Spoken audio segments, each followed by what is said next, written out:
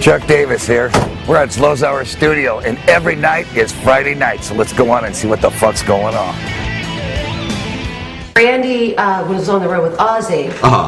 They say that he liked to take from classical guitar players on the road, tutoring him. And I think that's just so amazing that he had the school, he taught, but he always wanted that influence of other classical guitar teachers. He only took electric guitar lessons for about 9 months. And the guy that was teaching at that time, his name was Scott Shelley.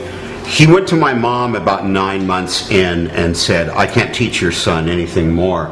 And my mom said, well, what do you mean? She didn't believe him. Yeah, she didn't believe him. She goes, well, what do you mean? You can't or you don't want to? And he goes, no, it's not that. He goes, he's teaching me. And that was the extent of Randy's formal lead guitar training. Later in his life, he would go to a town where there would be a university, and he would call up and he would say, do you have a music department?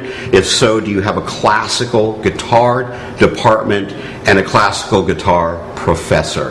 And if they said yes, Randy would say, I want to contact him about making some bookings for lessons. Amazing. And he would go in and he would actually, you know, if it was possible to get with the guy in the constraints of time that he had, he would go and he would take a guitar lesson. Take a different experience. Right. See if they can find anything. Right. Towards the end of his life, he got very, very involved in classical music, you know, which is really kind of like where my family came from. That's what my mother and father played when they were younger. And when he was home on the road, from the road, he didn't listen to rock music. He listened to classical music. He listened to classical music, which is also this kind of music I do. And we're going to play some of your music in a little while, too. I want people to hear what Kel does.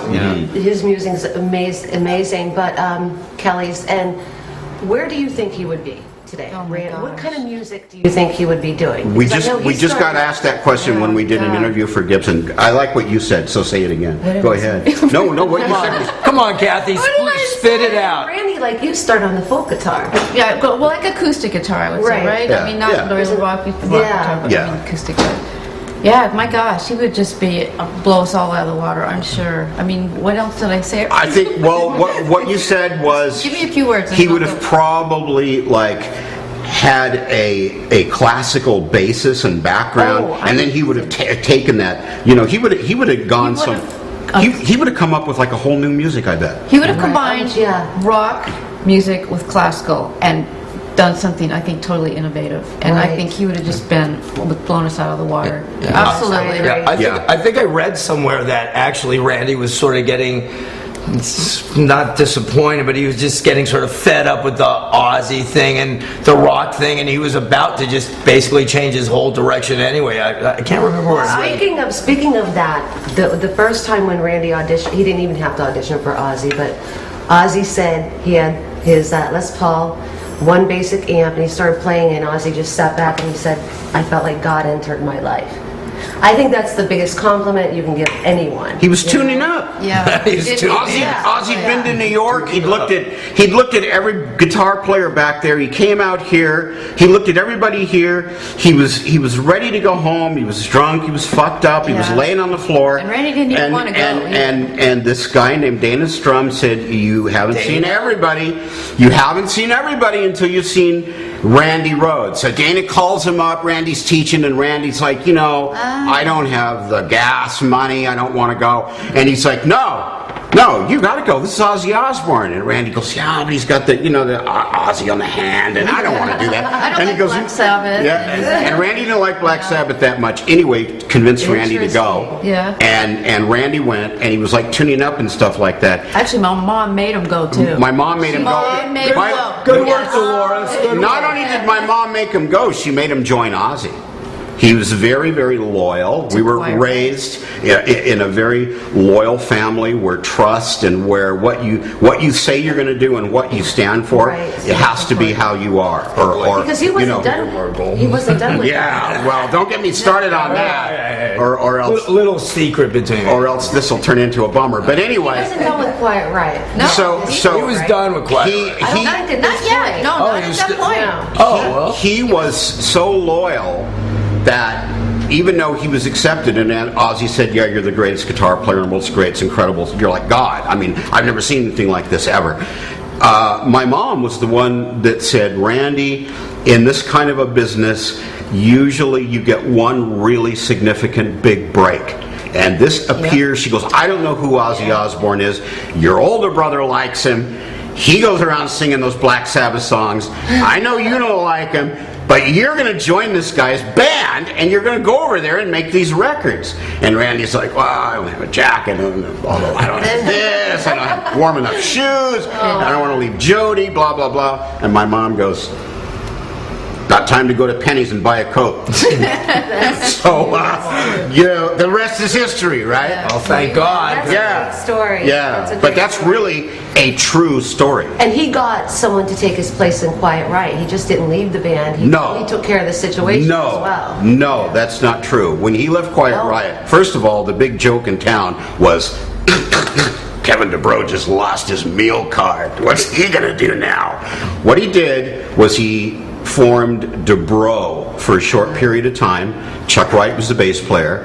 And then he did something that I've always thought was really amazing, and I always credit him with this. He decided after about 2 months he wasn't going to do DuBrow anymore. He was going to go back and he was going to start Quiet Riot all over again. For a while, Greg Leon played guitar. It was a little while down the road until he got Carlos. But he actually decided to start Quiet Riot back up, and he was in that band till the day he died. Amazing. But Randy auditioned him. Well, Okay. That happened in my mom's living room, and my mom was washing dishes, and she can verify it. Kevin came over, and at first Randy said, I can't make up my mind right now. You'll have to come back. Came back a couple of times. This is real similar to what happened with David Lee Roth and Van Halen too, by the way. And actually, after he came back a couple of times, they decided let's try to make this work. Now, I just want to say something, because I hear so many beautiful stories about your mom. And could you just tell us a little bit about her? The mother of this Randy musical Rhoads and genius Kelly Rhoads. family. Yes, absolutely. You want to talk about her a little bit? Yeah, why don't you talk Just a little, what Kathy? she dealt with school and raising you, and what it was like at home. It must have been just insane. She's just an amazing, amazing woman. She's probably the strongest woman I've ever met in my life, and just an incredible person. And raised all three of us on our own, you know, on our own. Right. Ran Musonia, put us in a great school.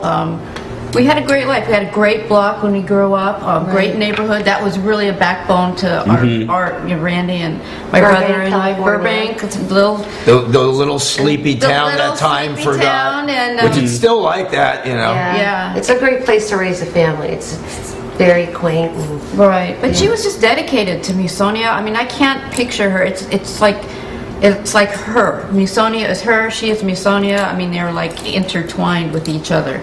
She has a very interesting pedigree for people that know about classical music. When she was a child, her father was a doctor during the Depression. And even though when she was a tiny child she was started on piano, which is usually the way that people that go into classical music start, even if they don't continue on piano. Because somebody couldn't pay, her dad took a cornet, which resembles a trumpet, in for trade. In those days, doctors did that. You can't pay the bill, give me a sack of potatoes or whatever. So he got a cornet, and my mom studied with Herbert Lincoln Clark, who was John Philip Sousa's first cornetist. When Miles Davis applied to Juilliard, he played music that Herbert Lincoln Clark had written, etudes, studies for the horn. And later on, when she was in UCLA, one of her professors was Arnold Schoenberg. So these are two names that link my mom with the traditional classical music from the last century. And she literally is a living link between those people who have, you know, they've died like a half century ago. By the way, too, I'd like to say one thing about my mom to show what kind of a person she is. She was the first one to get women on the marching band at Yeah. UCLA. And prior to her, all men only.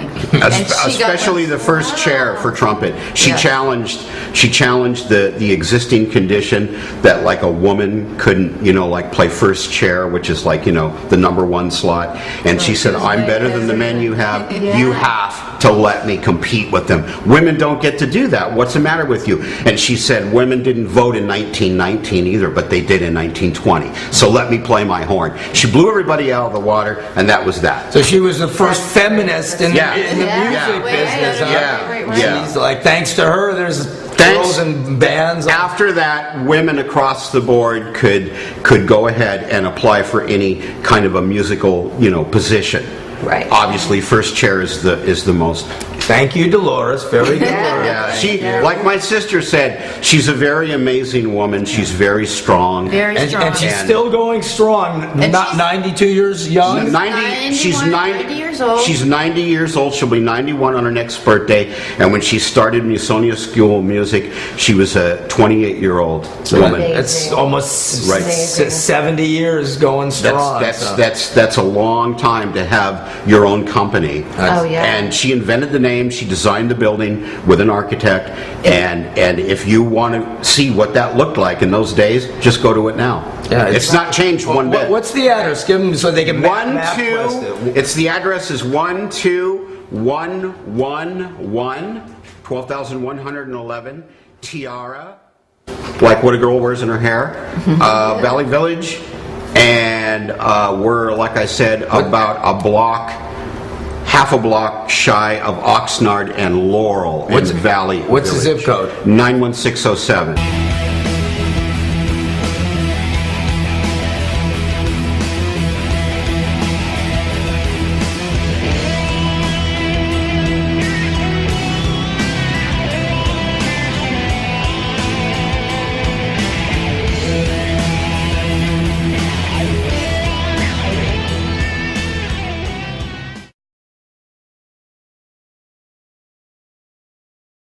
No, it's not that. He goes, he's teaching me. And that was the extent of Randy's formal lead guitar training. Later in his life, he would go to a town where there would be a university, and he would call teaching at that time. His name was Scott Shelley. He went to my mom about 9 months in and said, I can't teach your son anything more. And my mom said, well, what do you mean? She didn't believe him. Yeah, she didn't believe him. She goes, well, what do you mean? You can't or you don't want to? And he goes, From classical guitar players on the road tutoring him. And I think that's just so amazing that he had the school, he taught, but he always wanted that influence of other classical guitar teachers. he only took electric guitar lessons for about 9 months. And the guy that was...